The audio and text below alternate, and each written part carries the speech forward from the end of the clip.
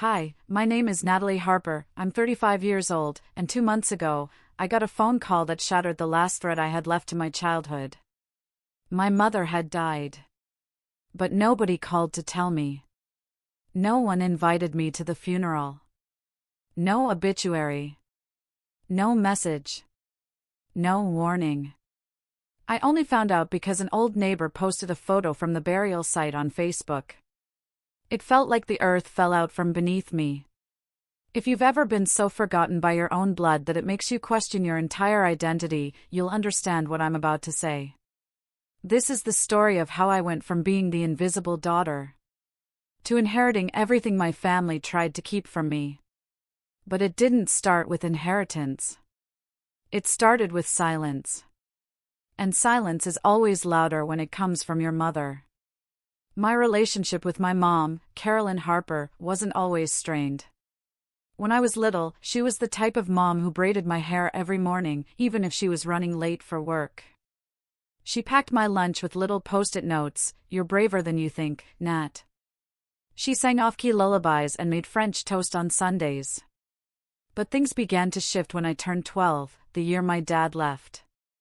It wasn't sudden. I had seen the fights.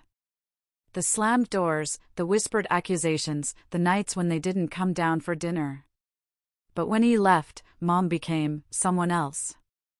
She didn't cry in front of me. She didn't break down. She became steel. Cold. Sharp around the edges. Suddenly, I was no longer her daughter, I was her reminder. A reminder of the man who walked away. A reminder of her failed marriage. A shadow she couldn't outrun.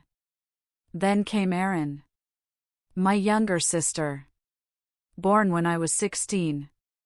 She was Mom's second chance. Her redemption.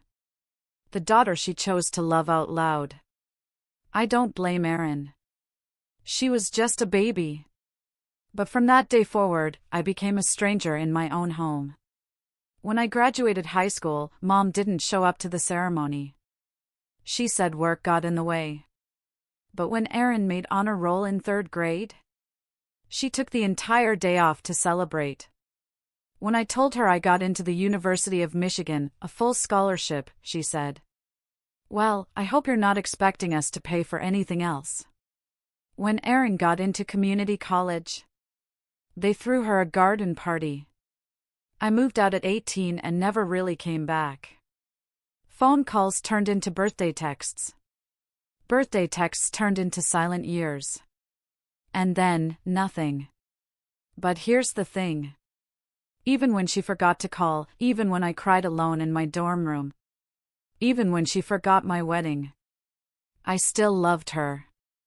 Not in a naive way. Not in a forgive and forget way. But in the painful, persistent way that daughters love the women who gave them life. Even when that love isn't returned. Fast forward to 2 months ago. I was sitting in my small apartment in Seattle, sipping coffee and working on a design proposal. My husband, Luke, had taken our daughter Emily to ballet class. Life was good. Quiet.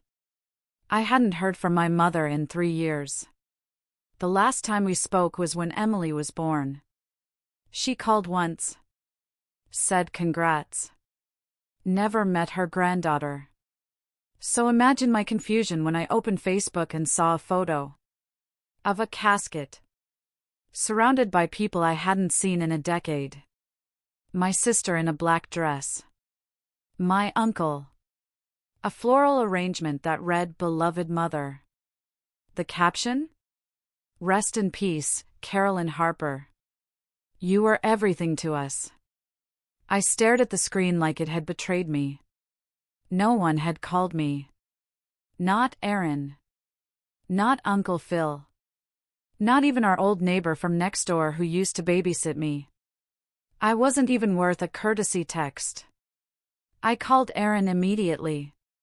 No answer. I called again. Again. Then I texted. "Did Mom die?" Her reply came 4 hours later. One sentence. We didn't think you'd want to come. My hands went cold. Didn't want to come?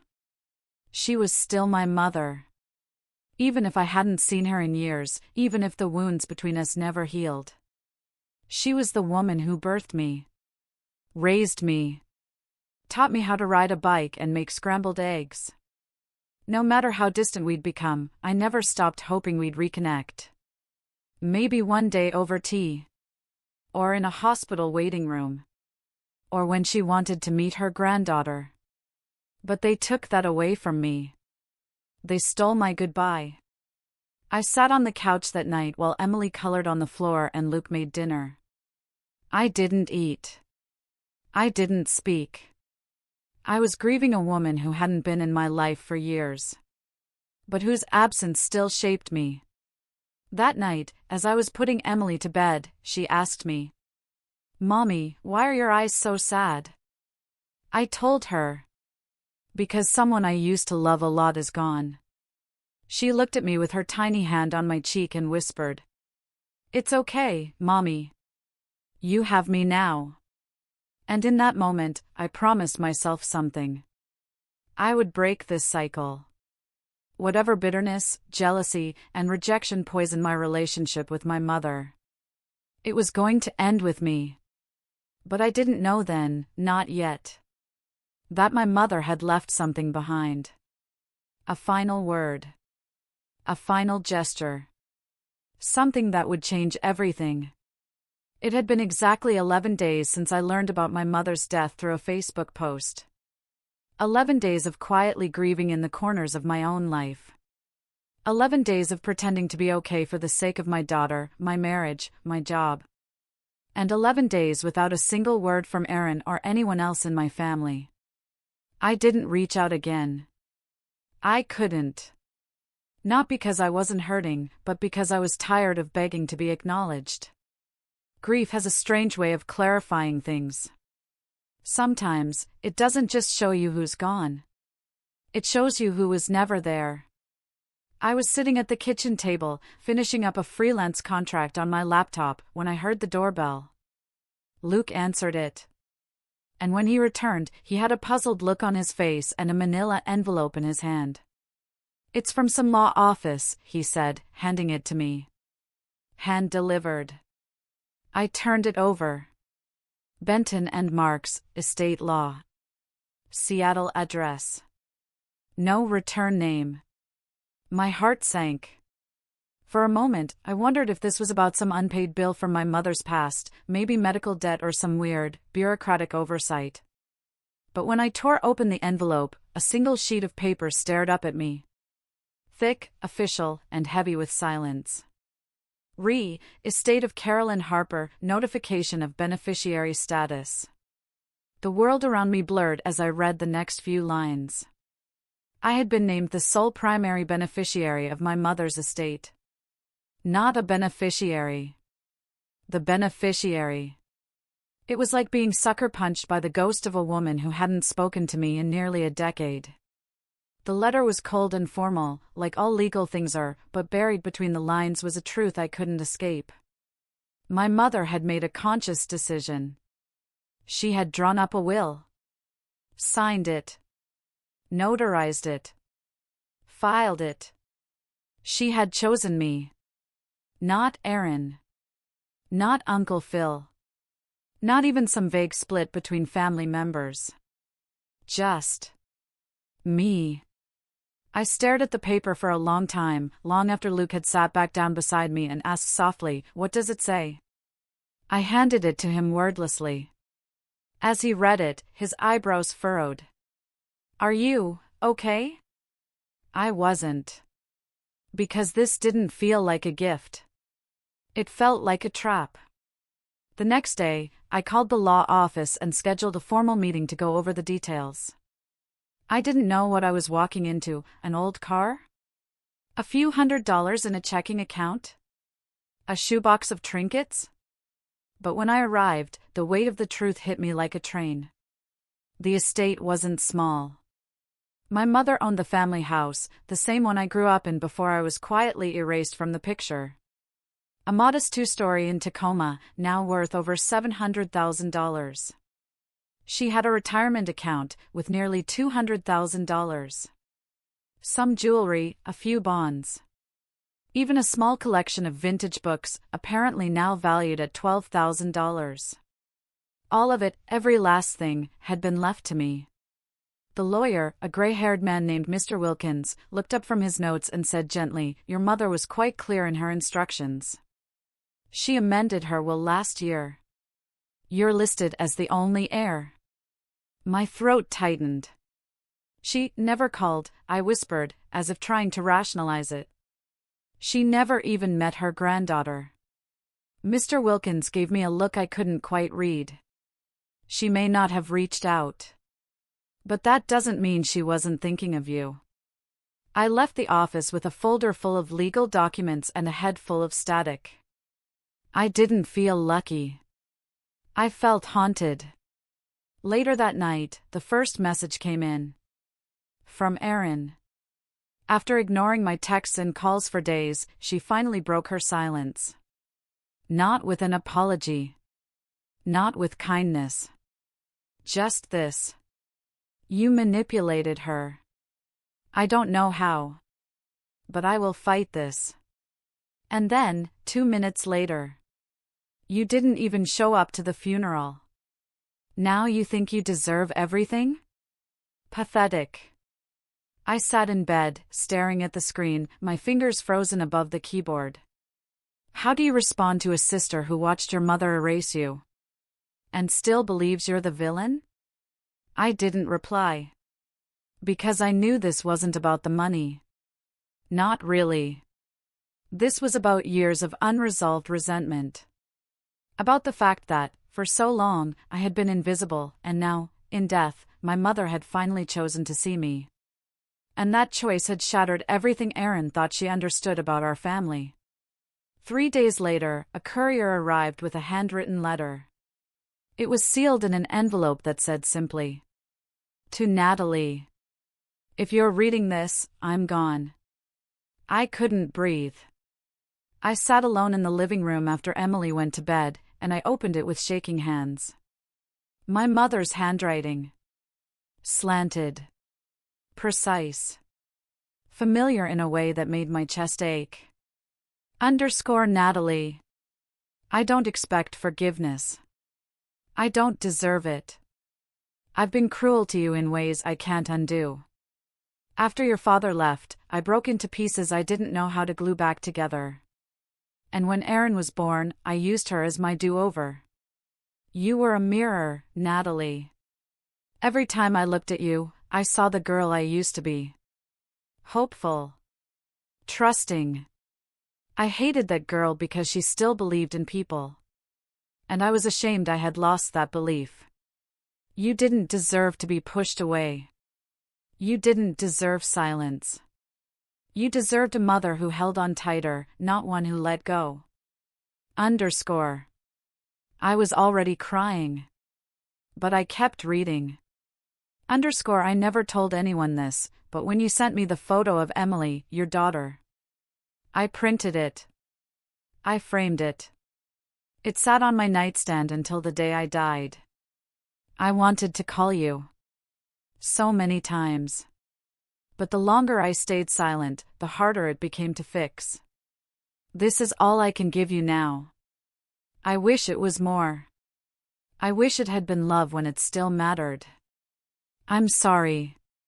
Mom _. I folded the letter slowly, pressing it to my chest. She was gone. And now she was trying to reach me through a whisper on a page. But if you think this is where things end, you're wrong. Because that letter, that will, that final act of quiet redemption? It lit a fire in Erin. And what followed was war. The first official letter came less than a week after I received my mother's handwritten note. It was from Erin's attorney, typed, impersonal, and riddled with phrases like challenge to testamentary capacity and potential undue influence. It hit me like a slap. She wasn't just angry anymore. She was coming for everything. I sat at the kitchen table, rereading the letter as Emily ate her cereal across from me, humming a tune from school, completely unaware that her mother's past was erupting again like a dormant volcano. Luke was quiet. Supportive, but cautious. "I know you're hurting," he said gently, "but if you want to fight this, you're going to need a lawyer." I didn't respond immediately. Because part of me still wanted to believe that Erin wouldn't go through with it. That somewhere inside, she was still my sister. That grief had twisted her, yes, but she'd come back to herself. That maybe, just maybe, we could mourn our mother together. But by the next morning, the local court records confirmed it. Erin had filed a formal petition to contest the will. She was claiming I'd manipulated Mom. That I'd alienated her in her final years. That I wasn't even in contact with her, and therefore the will must be the result of coercion or confusion. I wanted to scream. How could you manipulate someone you hadn't spoken to in 7 years? But then, I remembered the part of Mom's letter I kept returning to.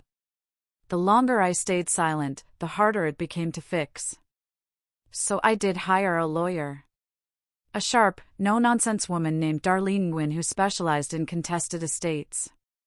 After I handed her the copy of Mom's will and the letter she'd written to me before her death, Darlene leaned back, tapped her pen against the table, and said, "This isn't just about inheritance. It's about perception.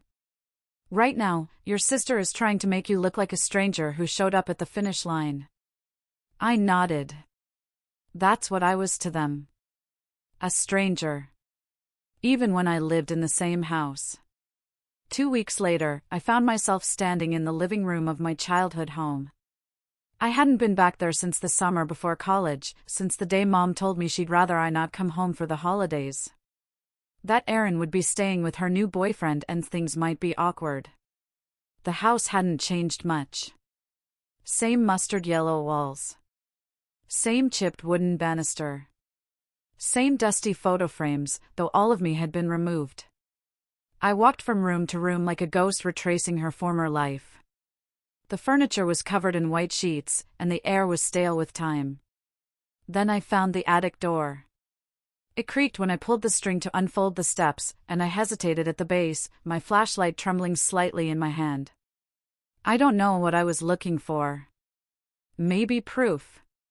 Maybe closure. Maybe just something to remind me that my mother had once loved me before the world broke her into fragments. The attic was filled with boxes, old Christmas decorations, and forgotten furniture. Dust settled in lazy spirals as I moved through the space. I was about to leave, to turn around and lock it all back up, when I noticed a navy blue trunk in the far corner. It looked like something out of a World War II movie. Heavy. Latched. Forgotten. I opened it. Inside were dozens of old notebooks, manila folders, envelopes, and a worn floral binder labeled simply, Natalie. My breath caught in my throat. I pulled it out, fingers trembling, and sat cross-legged on the attic floor. Inside were school awards. Report cards. Old birthday cards I'd written to her as a child. But deeper in the binder, there were letters. Dozens. All written by me, but never sent. Letters I had written in high school. In college. In my early 20s. Letters full of apologies, updates, dreams, each one carefully preserved, even though I'd never known she kept them. I thought she threw them away.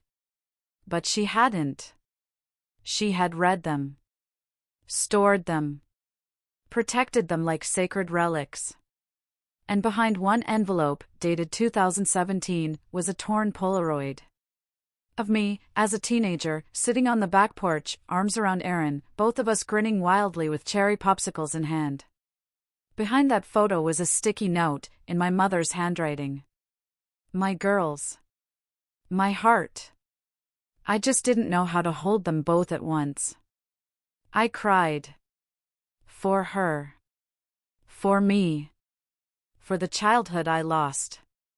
For the daughter I'd become. And for the mother who had tried, in silence, to keep a piece of me even when the rest of the world didn't want her to.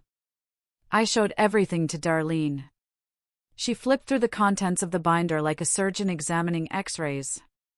"This helps," she said. "It shows intention. That she cared. That you weren't just some forgotten name." She looked up at me. "But we need to prepare for what Aaron might do next. This could get personal." She wasn't wrong. Because 2 days later, I got a call. It was from a woman named Claire, my mother's former neighbor. She sounded hesitant, but concerned. "Natalie? I thought you should know. Aaron came by last night." She was asking a lot of questions. About your mom's health. About whether she was forgetful. Whether she mentioned you at all. I thanked her and hung up. My stomach churned. Erin wasn't just angry. She was building a case to make our mother look senile. To make her love, the one final thing she gave me, seem like a mistake. I returned to the house that evening, alone, and sat in the kitchen for hours. The fridge still had magnets shaped like fruit. The walls echoed with ghosts. I opened a cupboard, half expecting it to be empty, but found a box shoved all the way in the back. It was filled with letters addressed to Aaron, never mailed. Never delivered. Some were harsh. Others gentle. But many said things like, "Why do you keep saying Natalie left us? She tried. I know she did. I just didn't know how to let her back in. You act like she stopped calling. But you answered the phone." I blinked hard. Because that was the truth, wasn't it? It hadn't just been Mom. Aaron had pushed me out too. Slowly. Quietly. With half-truths and narratives she told herself to stay the favored one. And now, she couldn't stand that in the end, Mom had seen through it. I walked into my old bedroom. Empty. Bare. Except for a single drawer left slightly ajar. Inside was a letter. This one addressed to both of us. _ I don't want you two to fight when I'm gone. I know it might happen anyway. But please remember, I did what I thought was right. Aaron, I love you. But you never let her back in. Natalie, I'm sorry I didn't protect you sooner. _ It wasn't legal. It wasn't notarized. But it was truth. And sometimes, that's louder than anything typed on paper. That night, I packed the letters, the binder, the trunk contents, everything, and drove home. I knew Aaron wouldn't stop. But now, I had more than documents. I had evidence. I had history. I had a story only I could tell. And if she wanted a war, I was finally ready to fight. By the time we stepped into the courtroom, my hands had stopped shaking. Not because I wasn't afraid, but because fear had turned into focus. Into fire. Into this quiet, concentrated storm inside me that had one purpose: truth. The courthouse smelled like floor polish and old paperwork. People's lives were being debated in each room, while they sat, hoping someone would believe them. I never thought I'd be here, fighting for the right to grieve my mother without being treated like a fraud. Aaron sat across the aisle, flanked by her attorney, a man who looked more like a news anchor than someone who believed in family. She didn't look at me. She wore a dark gray suit and kept her face hard and unreadable, but I could see it, the twitch in her jaw when she saw I wasn't alone. Luke sat beside me. Darlene, calm and razor-sharp, opened her briefcase like a surgeon prepping for heart surgery. The judge was a middle-aged woman with salt-streaked hair and a sharp gaze that missed nothing. She glanced through the paperwork, took a breath, and began. Aaron's attorney went first. He painted a picture that felt like fiction. A mother, frail and confused in her final years. A daughter, me, who had vanished, then reappeared just in time to collect the inheritance. A sudden and suspicious change to the will, made just before her death. Every word stung like acid. I wanted to scream, "You weren't there." None of you were there. But I waited.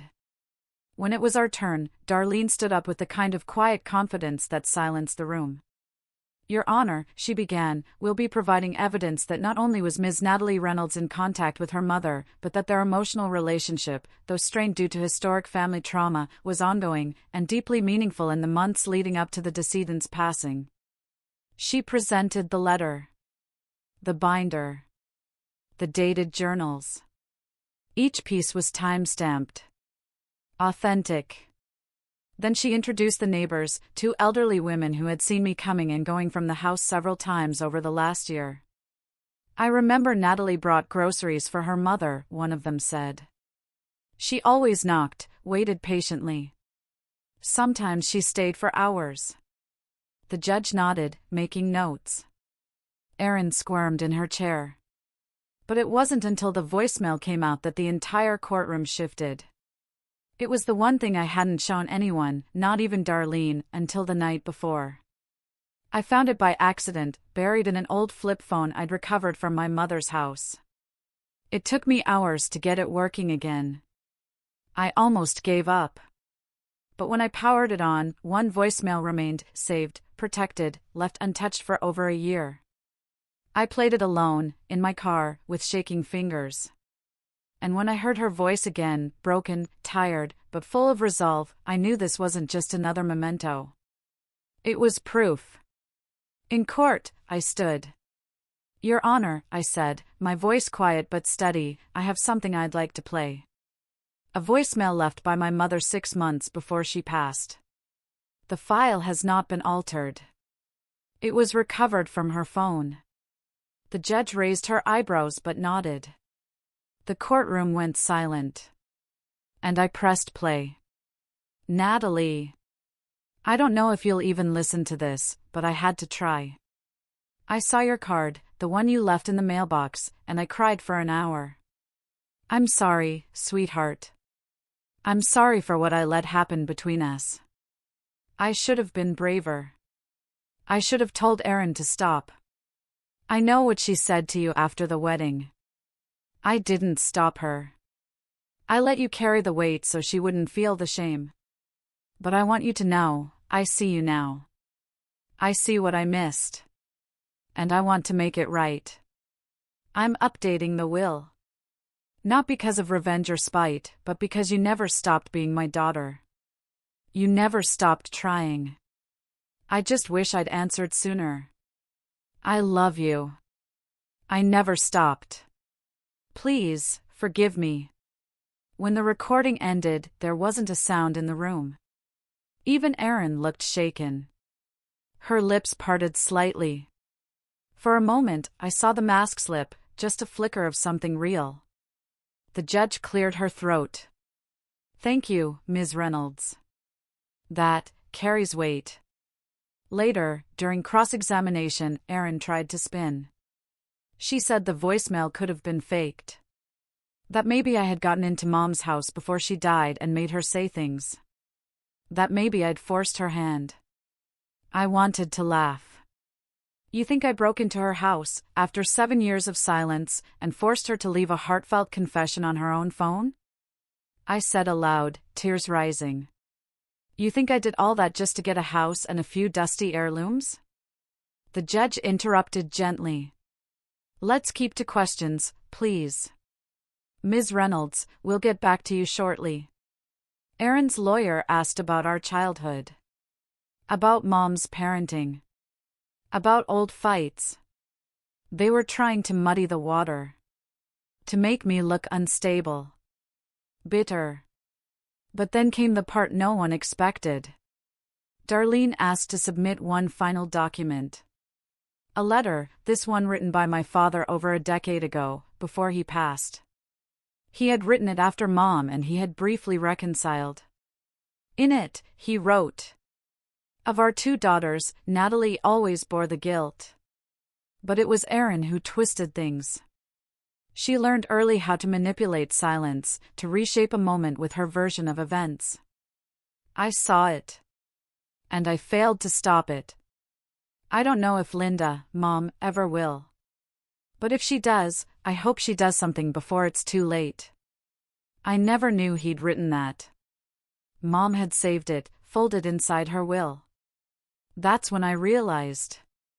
My mother had been preparing for this. She knew Aaron wouldn't accept it quietly. She knew her silence in life would lead to noise and death. And she tried, in her own way, to protect me one last time. When the judge announced a recess before final statements, Erin finally looked at me. Her expression was unreadable, not smug, not furious. Just hollow. Like the ground beneath her had started to crack and she didn't know whether to jump or fall. She followed me out into the hallway. "Natalie," she said. Her voice wasn't confident anymore. It was tentative. Raw. I turned slowly. "I didn't know she saved those letters," she whispered. I nodded. "You didn't want to know." She paused. "Do you think she hated me at the end?" I swallowed hard. No. I think she loved us both. But love isn't the same as trust. That night, I sat with Emily in her bedroom, watching her brush her doll's hair. "Are we gonna move into Grandma's house?" she asked suddenly. I smiled, faintly. "Maybe someday. But not now." "Did she really love you?" she asked innocently. This time, I didn't cry. I nodded.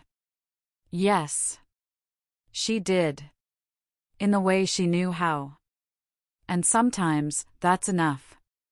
The ruling would come a few weeks later, but I already knew the outcome. Erin had lost more than the case. She had lost the illusion. And sometimes, that's the sharpest justice of all. The courtroom was quiet when we returned for the final verdict. No jury. Just the judge, seated high above us, like a lighthouse above a storm. Papers shuffled. Erin sat beside her attorney, eyes down, no longer composed. The fire in her had dimmed, not from defeat, but from exposure. When the truth has nothing left to hide behind, it shrivels. My heart thudded quietly. I wasn't thinking about winning. I wasn't even thinking about the money. I just kept seeing my mother's handwriting in the letter she left, her voice echoing in that voicemail. Her regret. Her quiet attempts at redemption. "All rise," the bailiff said. We stood. The judge looked down, calm and firm. "I have reviewed the evidence, testimonies, and submitted documents regarding the legitimacy of the decedent's revised will. While the plaintiffs have argued undue influence, they've provided insufficient proof to invalidate the decedent's clearly stated final wishes. Therefore, the court upholds the most recent will. Full ownership of the estate shall remain with Ms. Natalie Reynolds, as designated by the deceased." A beat. And then, this matter is closed. I exhaled like I'd been holding my breath for a year. Erin didn't look at me as I left. She stayed in her seat, staring straight ahead. Maybe she was still calculating her next move. Or maybe, finally, she had nothing left to calculate. Outside the courthouse, the air hit me like a baptism. Cold, sharp, honest. Luke walked out with me, his hand gently resting on my back. "You okay?" he asked. "No," I said. Then smiled. "But I'm better than I was yesterday." That night, I returned to my mother's house alone.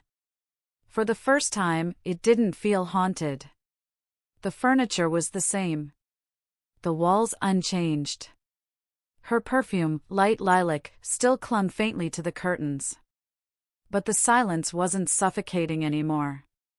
It felt open. I walked to her desk.